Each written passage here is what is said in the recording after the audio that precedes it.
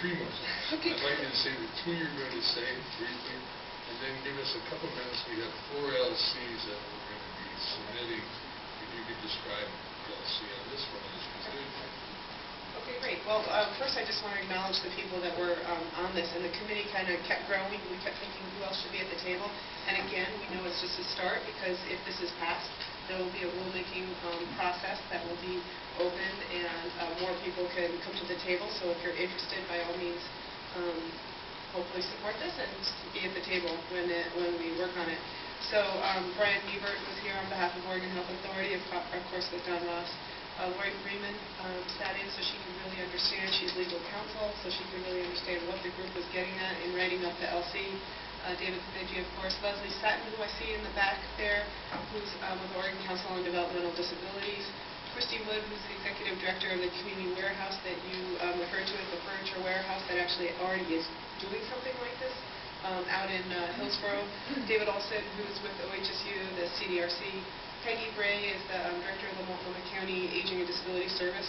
Janet Meyer is the other CCO person that was here for health share. So we had 3 CCO representatives that cover the Tri-County area, Multnomah, Washington, Clackamas, as well as Marion, Polk County, because we thought in a pilot we wanted to try to see, transportation. How do you start going up and down the I-5 corridor? That part of this is to try to get beyond a small area so that you can really reach out to people who have distinct disabilities that may not be served by your small geographic area. So having transportation be a part of this pilot was important to us, but we didn't want to go statewide. We wanted to wrap our arms around it.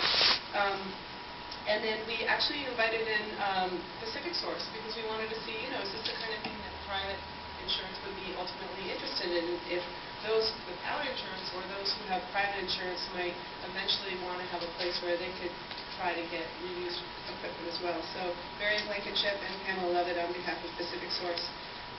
And then a couple of community people who heard about it, Matt McPherson, who's an assistant technology professional, Mike McNichol, who's a health advocate, heard about this, were interested, and also came.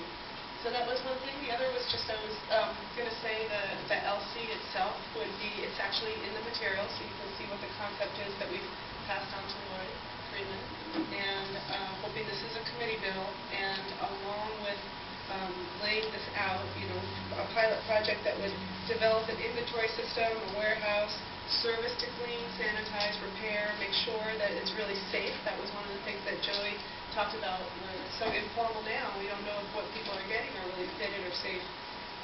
System-wide communication about procedures and regulations, publicity, getting the word out about this, and then assessment and metrics. We really want to prove the concept after 3 years, so that we can see if, like in Kansas and Oklahoma, where this has been done, and it was a 3-to-1 saving. Every dollar that the state put into this, $3 were returned in savings.